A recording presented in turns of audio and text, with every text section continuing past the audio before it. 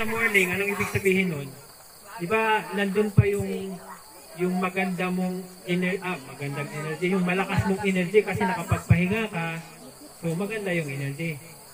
So, kumusta naman yung pagkain? Pasensya na po sa nagluto kasi hindi ko pa po tinakman pero mamaya na. Hindi pa po tapos ang business of the spirit. Kung ating titingnan, fellowship of the spirit. Sino yung spirit? O di ang ibig sabihin, kung makipag-fellowship tayo sa Spirit, si Jesus na yung ating ka-fellowship. Pero, tandaan po natin na ang fellowship is hindi po nangahulugan na sumamba. Di ba kanina may nabasa tayo na there never was a time the Father and the Son has no close, or ano bang pagkasabi ng Brad? Yung close fellowship. So kung ang fellowship ay pagsamba, sabihin ang Father and Son. So ibig sabihin, meron po siyang meaning. So alamin natin, bakit tinawag na fellowship of the Spirit? Hindi po sinabi na worship. Kasi kung sinabing worship, ibig sabihin parang meron na agad sa ating argument na naman, ayan na. Third person na yan, or ano na. So tingnan natin, kinuha ko po yung sa dictionary, kung para mas maintindihan po natin yung sasabihin, yung meaning niya.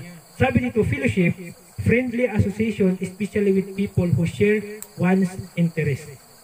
Ibig sabihin, yung tawag sa atin dito is fellowship. Kasi bakit? Meron tayong isang interest na ano po, tungkol sa pagkain spiritual.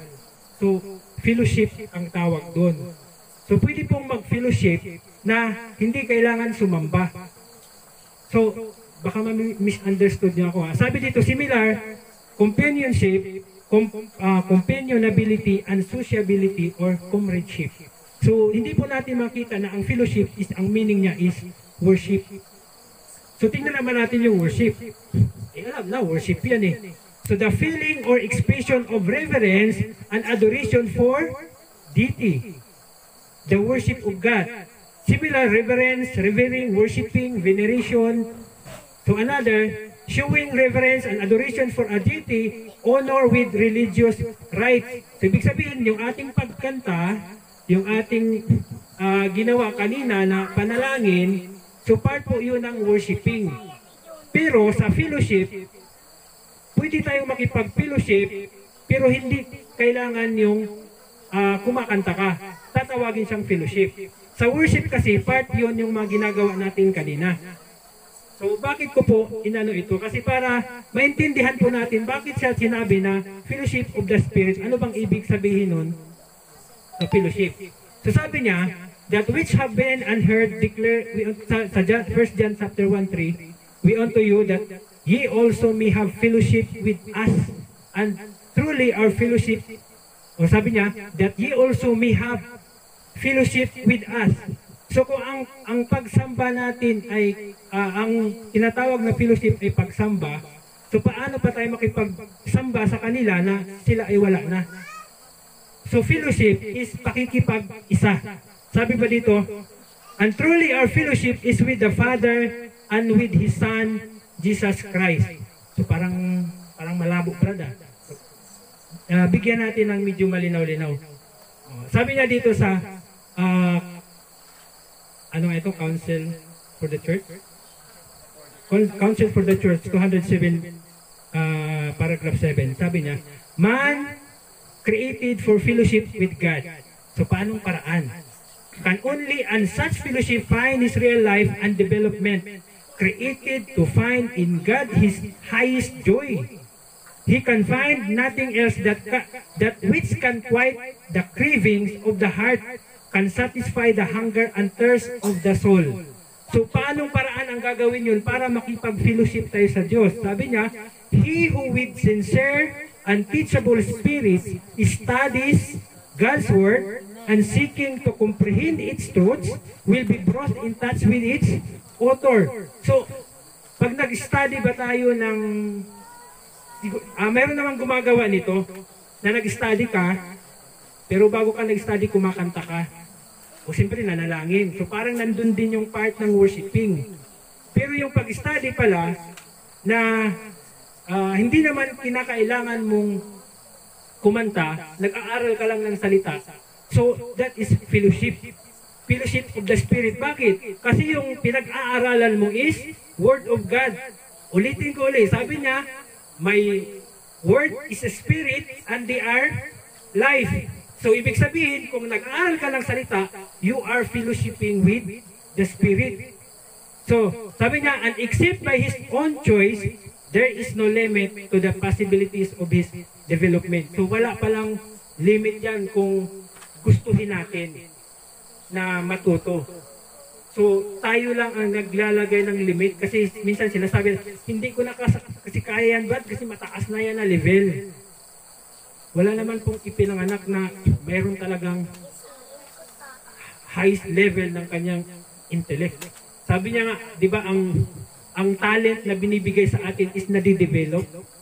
So pwede pong ma-develop kahit sabihin natin ganun lang ang tingin natin sa sarili. Kaya lang naglilimit siya kasi tayo mismo nililimitahan natin. Pero sa Diyos, pwede niyang doon nga siya makakagawa sa atin dahil bakit? Hinihingi natin yung kakulangan na yon.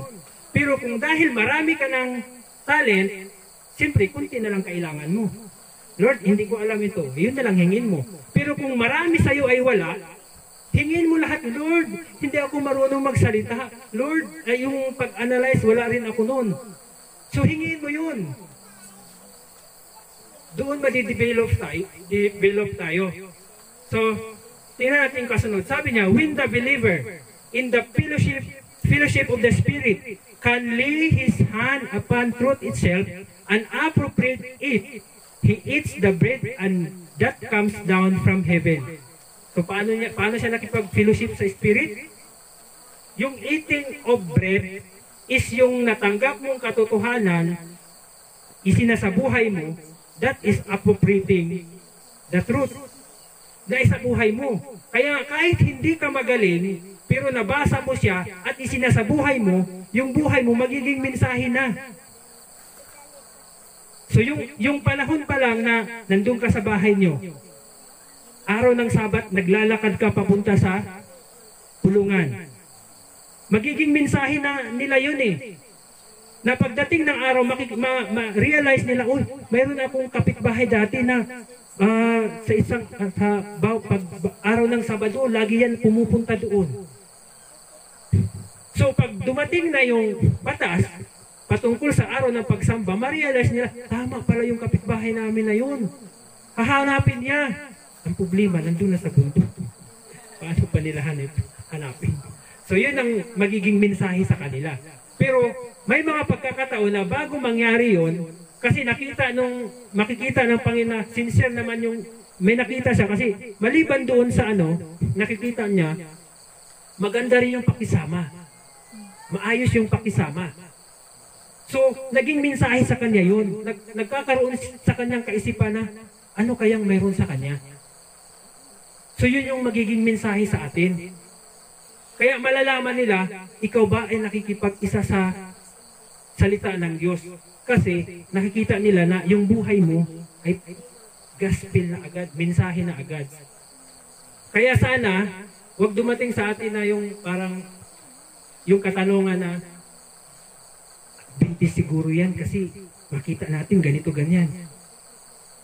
Pero yung nagtatanong na, Adventist ka pala? O Adventist ka ba? So parang ang sakit kasi nakikita na Sabado kang kumaan. Tapos pag tanong, questionable rin pala yung pagsisikap na naging Adventist ka. Bakit? Kasi hindi nakita yung principles na kung ano yung natutunan natin. So sabi pa dito, we may have long followed the narrow path, but it is not safe to take this as proof that we shall follow it to the end. Wala pong basihan. Pansinin niyo si Judas. Malapit na yung kamatayan ng Panginoon, pero sa dulo, anong nangyari? O, ibig sabihin, kahit kasama ka, hindi sigurado na, yun na. Kaya nga sinabi niya sa paalala niya sa Matthew 24, ang magtiis hanggang sa gitna, tama ba? Sa wakas. O, di ba? At least gising. So, ang ang magtiis hanggang sa wakas, siya ang maliligtas kasi ang ating labanan ay hanggang sa, buti pa yung mga mag-asawa, meron pa silang till death to us part.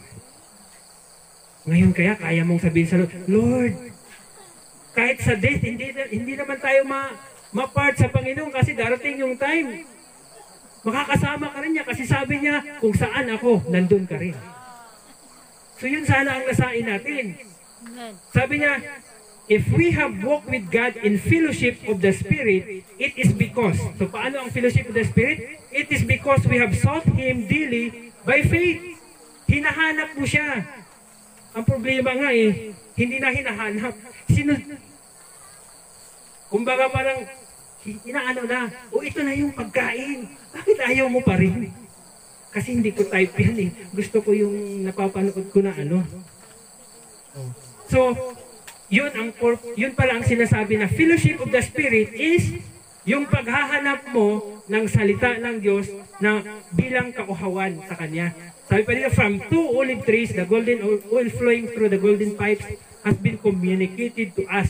But those who do not cultivate the spirit and habit of prayer cannot expect to receive the golden oil of goodness, patience, long-suffering, gentleness, and love. Kaya anong nangyari sa atin? Pag may argumento, so mas parang lumalabas pa na ikaw yung kaaway, sila yung bida. Kasi ikaw yung mas mainit na parang nagwawala ka na. So hindi po yun ang, kaya nga laging sinasabi ng Panginoon, learn of me, for I am meek and lowly in heart. Kasi kailangan pala nating matutunan yan. So kahit gaano kabisado natin yung ano, pero kung yung espiritu na mayroon ka is yung sarili mo pa rin, masasayang yung kagandahan ng katotohanan. Kasi sila mismo magtitingin, ay wala yan kasi tignan mo yan mas maamo pa nga yung sa amin sinasabi nilang mali tapos sila tama maamo pa. So parang nawawala tuloy yung image na sino ba talagang Kristo ang kilala natin. So nawawala. Sabi niya, tapos na pala. So, long suffering, gentleness, and love.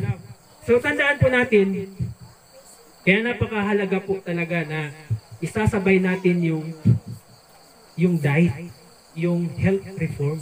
Kasi bakit?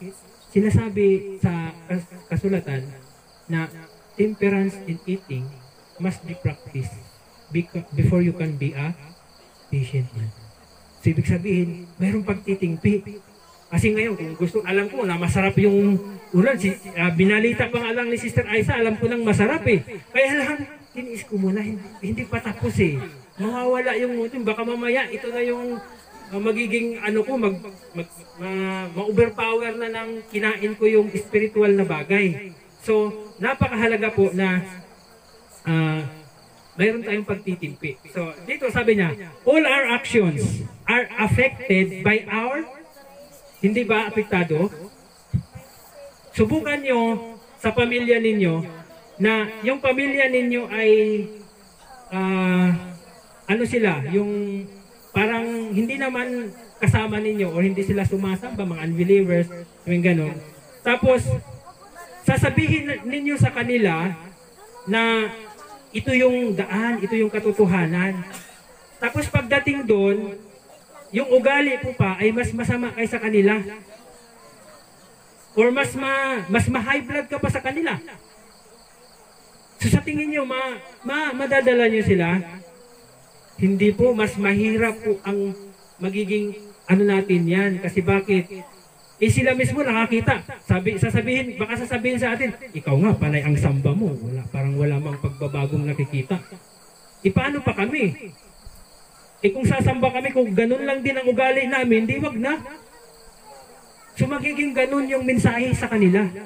Kaya kailangan nagsisimula po sa atin. Sabi niya, if our experience is founded in God, if we are daily tasting, araw-araw ba nating tinitaste ang salita ng Diyos?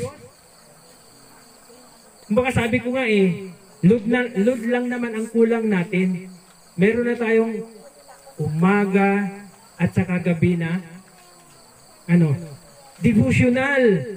So yun ay magiging sapat na kung para sa araw na yun, na para i-sustain yung araw na yun sa pakikipag-isa sa Panginoon. Sabi niya, the power of the world to come and have the fellowship with the Spirit. If each day we hold with a firmer grasp the higher life, principles that are holy and elevating will be enwrought in us.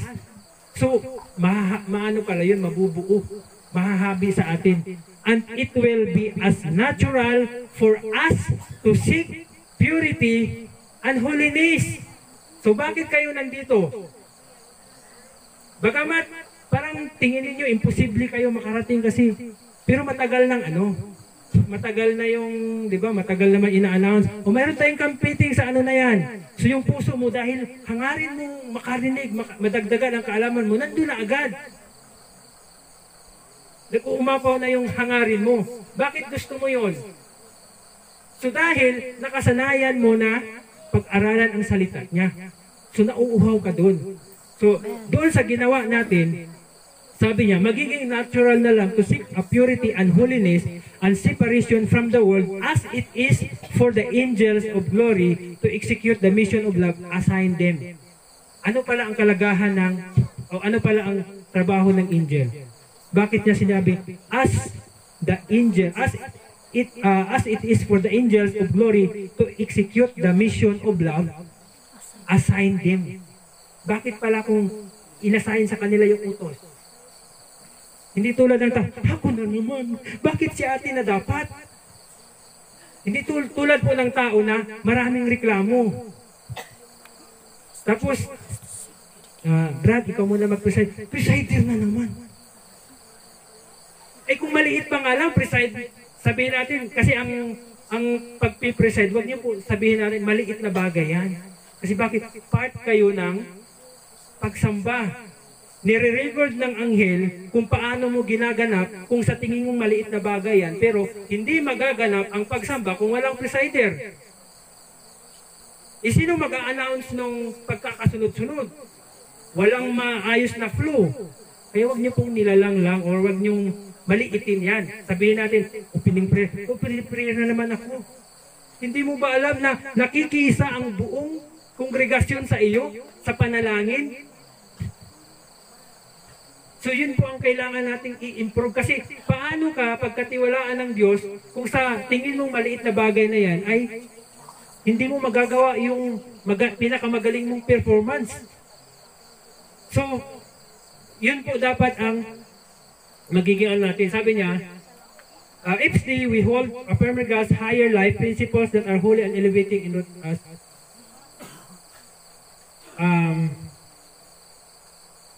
Yung sa angel, sabi ko, balikan natin yung sa angel. Kasi po, pag sila po inutusan, masaya sila. Ang ginagawa nila kung sa bata pa, ay salamat, inutusan naman ako ni nanay. Tapos, ang magaling lang sa atin, pag halimbawa alam niyo ba yung sa mga bata? Di ba, simple, naranasan naman natin ng bata. Pag meron tayong kailangan, anong ginagawa? Kahit hindi inutusan magsaing, maglaba, magwalis, nagwawalis, nakikita.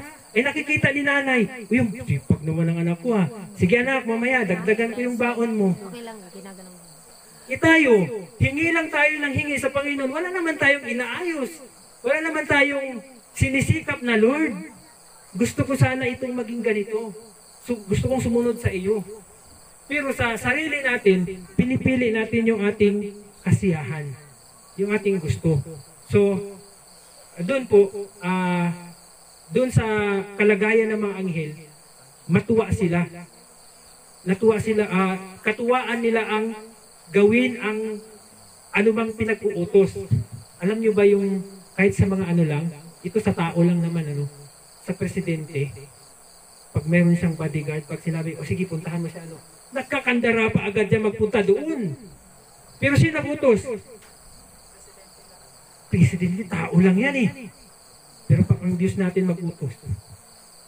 Hindi naman sabihin na sinabi ni Brad, si Brad kasi pala utos yan mapaalad ka nga kasi binabanggit yung ano mo, ibig sabihin, nakikita sa yung potensyal na itong batang ito masipag talaga. I-develop pa yung kasipagan mo na yan. So wag kayong, wag mabigat ang loob kung dumating sa inyo yung responsibilidad. Dapat masaya kayo. Kasi pag once na naging masaya kayo, sabi ng Panginoon, ay kayang-kaya niya pala yan, inayos niya o bibigyan niya pa ng mas mabigat na responsibilidad. Sabi, ipabigat na yun. Hindi po. Ibig sabihin, mas pinagkatiwalaan ka ng malaki. So yun po ang katumbas nun. Ngayon, sabi dito, to those whose lives have revealed that they have received Christ as their Savior from sin, sabi niya, the word is come. Kaya pala kayo nandito eh. Kasi yung mga buhay ninyo, nagpapatunay na tinanggap niyo ang Diyos, naghahangad pa kayo ng more on makilala ang nagbigay ng buhay. Sabi nga dito, to those who have refused the gift of His love, and the word is depart. Kaya nakakalungkot yung mayroon kang kakayahan, maka-attend ng camp meeting, pero hindi mo ginawa. So magiging kakulangan po sa iyo yan pagdating ng araw. Bakit hindi ka umattend? Pagtingin sa sa rason mo, hindi mo rin masabi na wala kang pamasahe. Hindi mo rin masabi na wala kang sasakyan, walang panggasolina. Ano ang kulang? Katam. So, yun ang nagiging kalagayan mo. Sabi dito, the one class have chosen the fellowship of Jesus by His indwelling Spirit. Kaya pag hinangad mo, lagi mong kinahuan ang salita ng Diyos, ibig sabihin nun, mayroon kang Kristo sa puso mo. Nandun yung Holy Spirit niya. Kasi yung Holy Spirit, hindi yun magdudwell sa'yo na hindi ka i-convict na kailangan ko nang kumain. Nauuhaw na ako. Nandun yun. Pero kung wala, wala lang kayo. Kampitin kayo dyan. Inyo yan eh. Yun ang magiging kalagayan. Hindi pa tapos sabi dito. Unto them it is granted to enjoy that fellowship. Nag-i-enjoy ba kayo? Amen. Ang enjoyment natin, hindi po enjoyment ng sanlibutan. Nag-i-enjoy tayo sa comfort ng kanyang mga salita. Kasi mas napatunayan natin na kung sino sino yung nakakasama natin. Napatibay tayo doon. Sabi niya pa dito, fellowship to all eternity in the earth made new and fully relieved from the curse and all its effects. So marami yung kumakanta kanina dito. Parang mga boses ng anghel. Hindi nyo ba minsan lang sumagi sa isip nyo, ano kayang mga tuno ng mga anghel sa langit? Di ba? Kung sa atin nga, lower than the angels, nakikita na kayo, ang ganda naman ng boses niya. Lalo pa kaya yung di ba? So, ayan nyo ba yun? Ayan yung nasain? Sabi niya, tingnan natin yung sinabi sa Philippians. Sabi niya, chapter 2, verse 1. If there be therefore any consolation in Christ, any comfort of love, if any fellowship of the Spirit, if any bowels and mercies, fulfill ye my joy, that ye may be like-minded. Hindi po. Ay, sponsor pala yan ni Huwag na lang tayo. Pasensya na po, na-overwhelm lang ako. Sabi niya, having the same love, being of one accord, of one mind.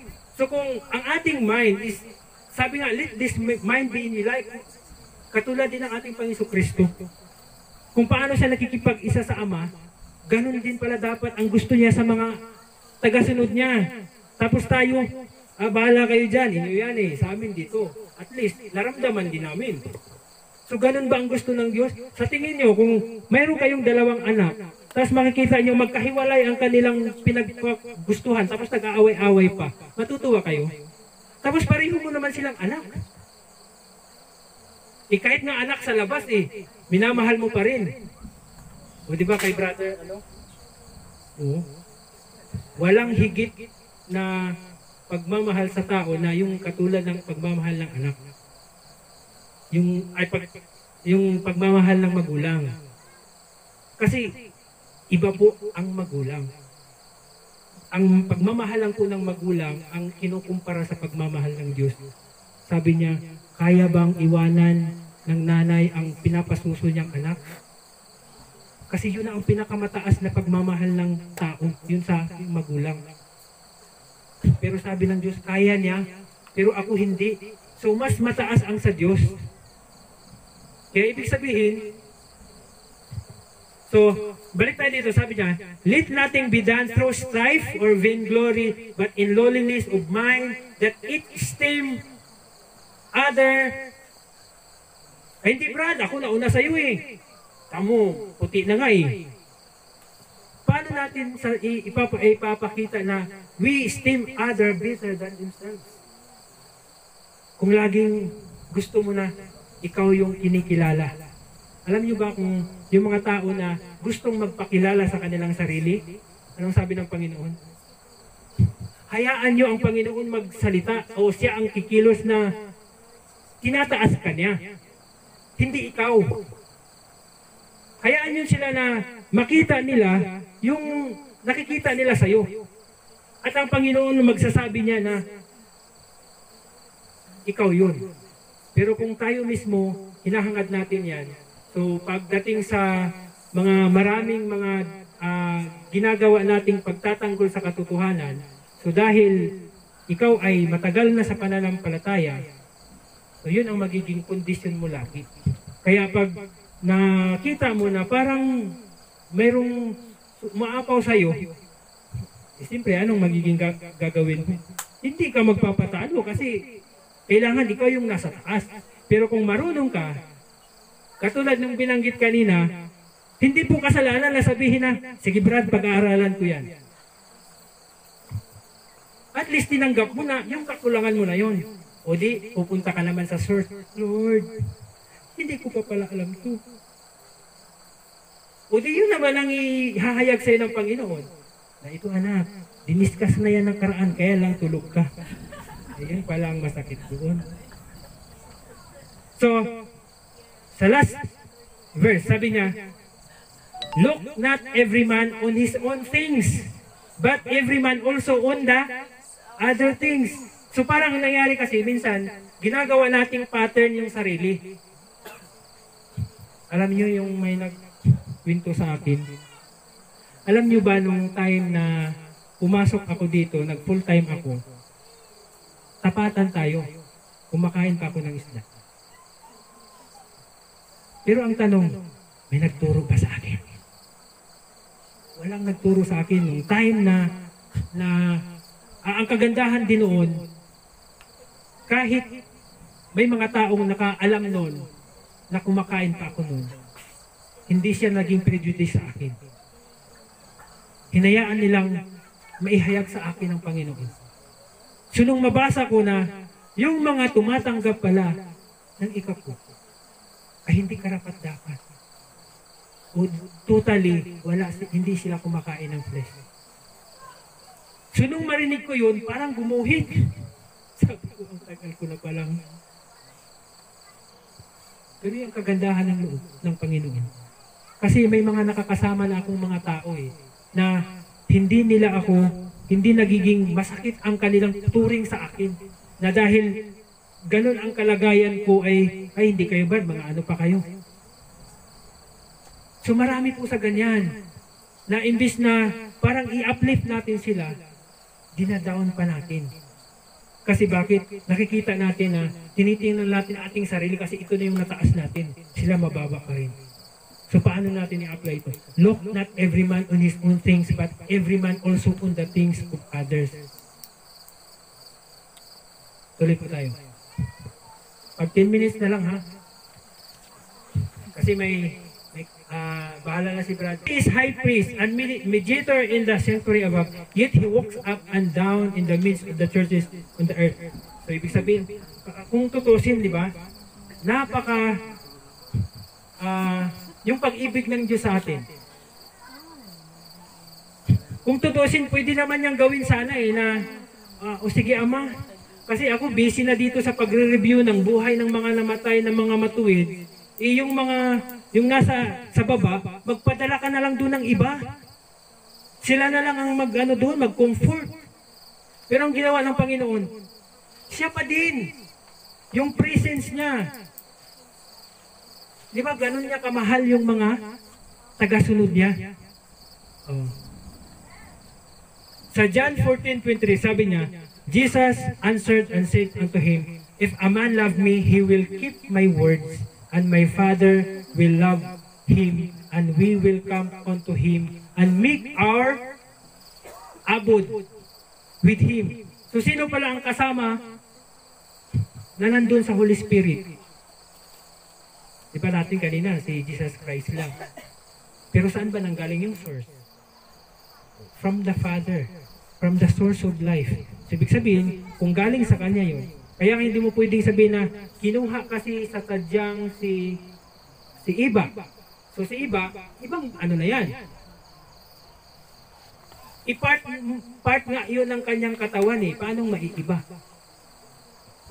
So, ibig sabihin nun, nandun sa buhay natin, parang ka pa rin, yung desisyon mo, sarili mo, wala ka pa rin pakikipag-ugnayan sa kabuuan. Kasi bakit ba ito ginaganap? So gusto ng Diyos na malubos ang ating pagkakilala sa Kanya. Kasi kung malubos ang ating pagkakilala sa Kanya, makikipag-isa tayo, so yung Spirit na nasa atin, indwelling Spirit of Christ, yun yung maghahanap sa mga kasama niya pa. So, ibig sabihin, mayroon ka ng pupunta ako doon kasi, hindi lang pupunta ako doon kasi gusto ko makita si Hindi Mas priority mo yung pakikinabangin. Kaya, wag po kayong, halimbawa pag mayroong mga camp meeting, kung mayroon kayong pagkakataon, wag niyo pong sayangin. Kasi, spiritual po yun. Alam natin ang ating Panginoon ay nasa kabanal-banalang dako. At ang kanyang trabaho is yung gawain ng atonement. At ang ginagawa ng mga mga member na nasa panahon ng atonement, sinisiyasat ang sarili. Yung iba nga, di ba kasi isang araw naman ginagawa nila, nagpa-fasting sila. Yun po, ibig sabihin nun, sa panahon natin, ganun pala dapat ang ginagawa natin. Sinisiyasat ang sarili. Ngayon, paano mo masisiyasat ang sarili kung wala kang narinig na magkukonvict sa'yo? So, kailangan mo makarinig. Kasi kung wala kang marinig, wala rin pupukaw sa'yo na, mali pala yung ginawa ko na ganun. So dito mo lang marinig yan kasi bakit? Yung mga, hindi ako naniniwala na yung mga nilalagay ng Panginoon dito na mag-speak ay mga tao na parang mga lang. Kundi mayroon siyang paglagay sa kaisipan nung naglagay ng para tawagin yung tao na yun para siya yung mag-speak ng na yan. So ibig sabihin, mahalaga yung bawat bahagi na pinipresent. Huwag kang maalala, last na rin to. Actually, ito ay part pa rin naman siya kasi tumutukoy sa spirit. Pero ito ay kakausap na sa atin. Sabi niya sa Christian Service 253-896, the great outpouring of the Spirit of God, which lightens the whole earth with His glory, will not come until we have an enlightened. So paano makita, Brad, na meron ng enlightened people? What is light?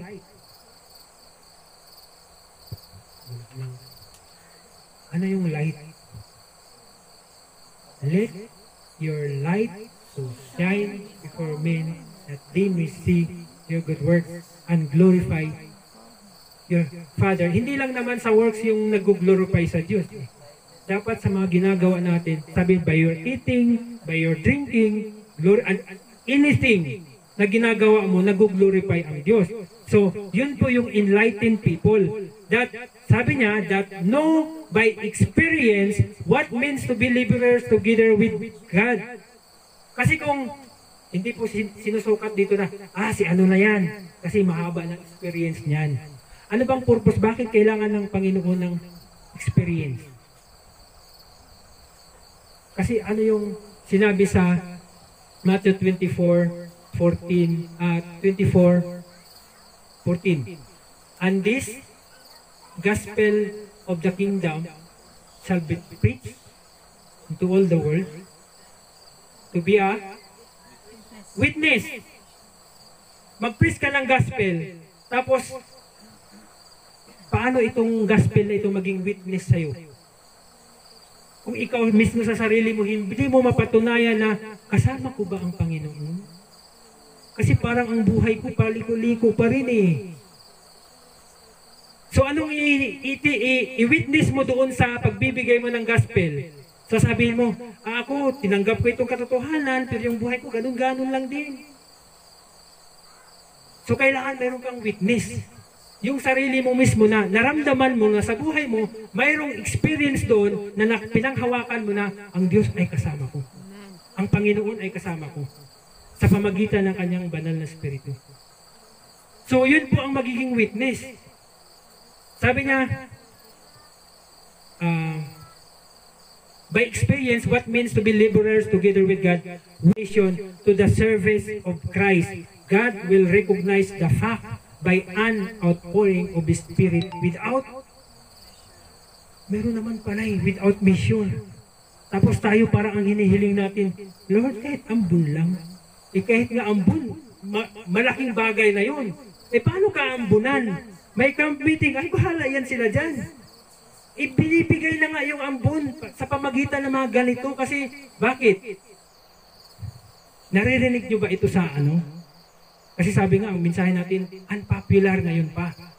Pero pagdating ng araw, magiging popular na yan. So hindi lang kasi na, hindi pa ngayon. Kasi bakit? Yung kanyang people, majority, sabi dito, but this will not be while the largest portion of the church are not laborers together with God. Kasi bakit? Kung paano sa panahon ng mga alagad, na more on, sino maging leader natin? Dito tayo kay ano? Kasi magaling sila. Dito tayo kay ano? Kasi ganun sila. Huwag tayo doon kay ano? Mga ano yan sila. So kung ganun ang ating kaisipan, paano natin matutugunan yung panawagan ng Panginoon? Fellowship of the Spirit ay hindi lang po ito tumutukoy na dahil gusto mong sumamba. Kundi yun ay paghahanap mo sa Panginoon ng kanyang salita is you are fellowshipping with the Spirit. Kasi sabi niya uli na my word is Spirit and they are life. Amen. So, pagpalain po tayo ng Panginoon. Maraming salamat.